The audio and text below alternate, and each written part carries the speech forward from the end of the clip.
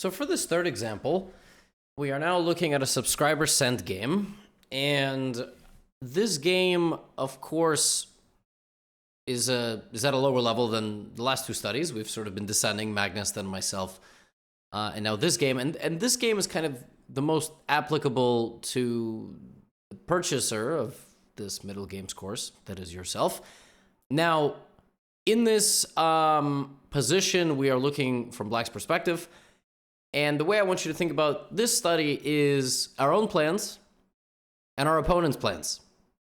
So, I mean, we're doing that a lot, but in this game, both players missed something that would have been crucial to a full reversal of what actually occurred in the game itself. So, first, let's just analyze what's going on. Material is equal.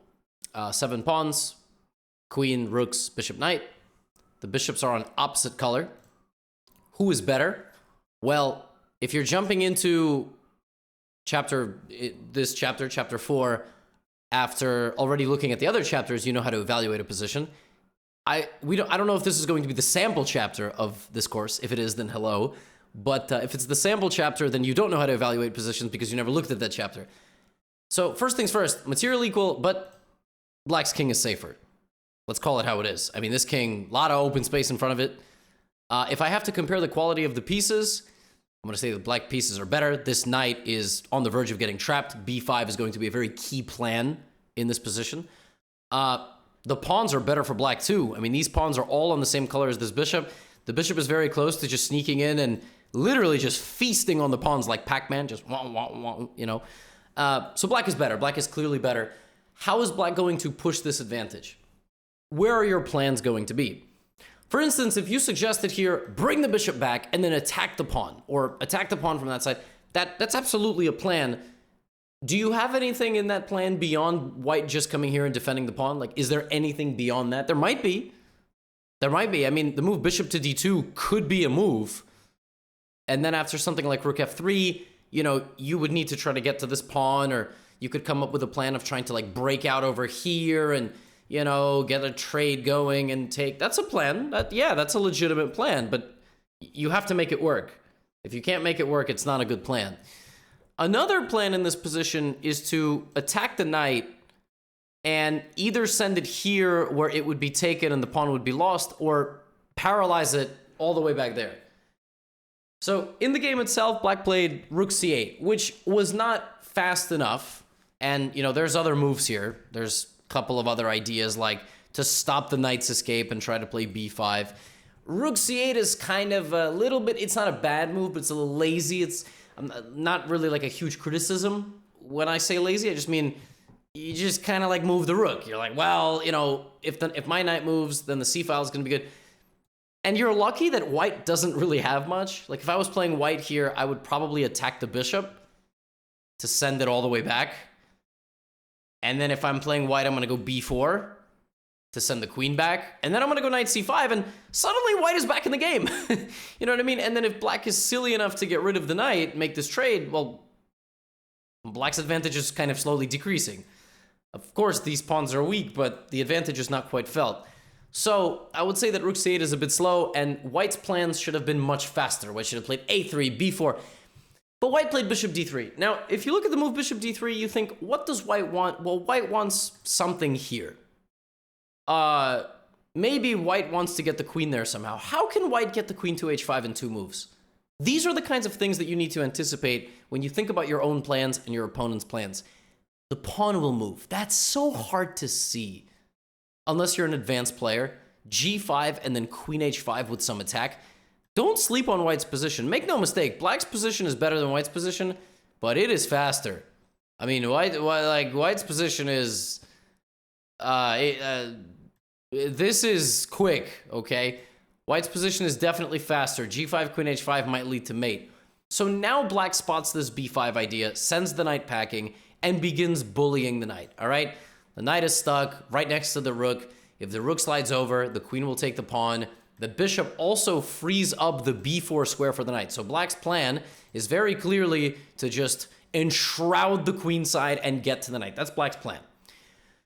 Remember that throughout this game, from the very beginning, black also could have focused completely on this pawn, just left the knight to be not a very good piece, to try to play this and get to the pawn somehow. Black has chosen to go hunt the knight. White needs to defend the knight. I mean, white can't just lose this and go for mate. There's not enough. Black will just play g6, so white needs to play defense. Black continues with knight b4. In this position, the move queen a3 also would have been good. And if black was feeling kind of exotic, they could have gone for f6. Always just good to consider a pawn break on the other side of the board, because white has to defend both sides. And if white at some point is just unable to deal with this, white's just going to lose. But this does come with a price tag, and that price tag is opening up your king. But these are all different plans in this position. Now, black played knight b4. There's no immediate threat to the move knight b4, but it's a good move. It's pressuring. The rook is defending the bishop. The queen will come here next. Now the bishop went back to b1, which is a horrible looking move. I mean, that is a depressing move to have to make. And now black plays queen a3. And I mean, I think white went bishop b1 to just sort of try to bring the queen in, but the queen can't go to either square. So it's really just looking like the game is over. Now, at this point, the player playing with white has two options, okay? Lay down and die, basically. Just, you know, pin all your pieces together. You can't move anything. Black slowly storms the house. Or try to create some sort of counterplay. So white first does, in fact, defend b2. And then in a move, white is going to try to create some counterplay. Now, the move queen e2 in no way, shape, or form attacks this pawn. It just doesn't. It doesn't attack it. At all. Like, I'm just, you know, I'm just trying to be honest. Because b2 is hanging. So the move a6 is a step in the wrong direction. It's not a mistake, but it's not really addressing what you should be doing in this position. There is a way here to permanently paralyze black, the white pieces, not the black pieces. And it begins with just very simple bishop takes. And you're going to see this idea later. Queen takes, rook takes, rook takes. And in this position, black just gives very simple check. And you're going to see this later as well. You give a check. Now, there is a threat in this position for white. That's why you always look for checks. It's the move bishop takes h7 check. And if you allow that, you have to take and lose your rook, but not if you go here. And you could also, of course, block. And folks, I got news for you. White is never moving. White is absolutely never moving. Black will go here. Just as long as you don't blunder a mate, black will come in, and this game is just over. At some point, when you've built up enough pressure, the position is so bad for the opponent that there just must be something. I don't want... a6 is a step in the wrong direction. Now white plays g5. This is a fantastic counter-attacking measure. A plan by white to play bishop h7, queen h5, get something going, and black must have thought, well, he wants queen h5, and I will just play g6. And you are correct. Queen h5, g6, for now, will solve all your problems. But you need to think of how is your opponent going to attack you in a more forcing way, and black doesn't see it.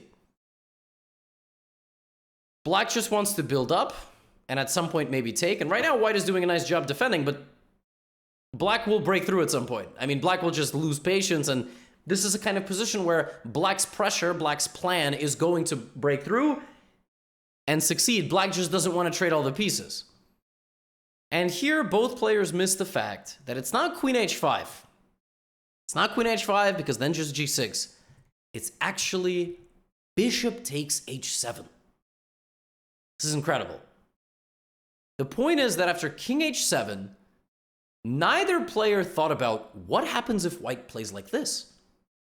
Abandoning the whole side of the board here, but threatening a checkmate. Of course you just take, right? But because of this one absent-minded move, just trying to doubling up, in this position, white can win with take, and queen h8. This is actually crazy. Black is losing. Why is black losing?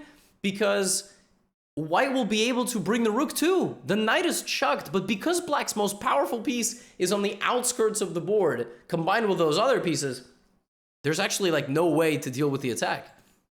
It's kind of crazy, but after something like king e7, I don't even need to take this pawn with check. I can actually just play rook f1, and you cannot stop my attack. You can run, but I will come in with my rook, and then I will come in with my queen, and it's over. King b8, I mean, you'll have to run out here. It's just queen b8. This is crazy. We did not ever think that black would be the one losing. We just thought black would slowly take all the pieces and win. But it's actually white that crashes through. You have to think about what is the most forcing move for white. Queen h5 is one of them, but it's not the most forcing. Because after bishop takes h7, your king is directly hit. Now, this is very difficult. Am I trying to say that black should have seen this? I don't know at what level you would have had to see this, but that has to be on your mind. Bishop h7, queen h5, g6, but neither player was focusing on that. So white just kept pushing pawns. White had essentially given up. The move g5 was a secret genius move. It wasn't a deliberately genius move. It was just white didn't know what to do, can't move anything, just starts pushing pawns, throwing pawns forward, but finally, black finds bishop takes b2 and gets down there. And black could have done this much faster, this winning idea, but black does it with knight c2, which also works. And if rook c2, so instead we have this, now we have this, and this is still a little tricky, but because black has a rook for a bishop and black controls the only open file, black is going to win. And black did, in fact, infiltrate with the rooks and go on to win. And the thing is, now, because you control the only file that's open, this rook will never get down here. So after something like rook d2, this is now basically the converting winning positions chapter. But black can play something like h6 or even g6. And although this looks cramped, it ain't. This king is going to walk over. You do need to defend against this. But there's also a hanging bishop and a hanging pawn. So too much pressure here. And it took a little bit of time, but black went on to win. Now, all of this began because in this position, black realized that everything was sort of locked, but attacking on the queen side was going to be the plan. That was a good plan. It was a decent plan. Black also had another plan to try to target this bad structure, and black played pretty well. And honestly, all things considered, got a little bit unlucky that this bishop takes h7 thing existed, but this was a good plan by black. In fact, if that bishop takes h7 was never possible, well, I don't like a6. Again, we discussed this. This is solid, but queen b5 was a ghost threat. It was a phantom threat.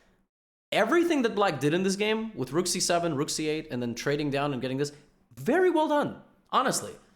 Missing bishop h7 was a tough bit of a counterattack. Black should have been faster with this idea to get down there. But all things considered, a nice plan. Squeezing on the queen side, making white play very passively, and then just going to an endgame that, despite the equal material, is totally lost for one side. But you do have to acknowledge your opponent's plans as well.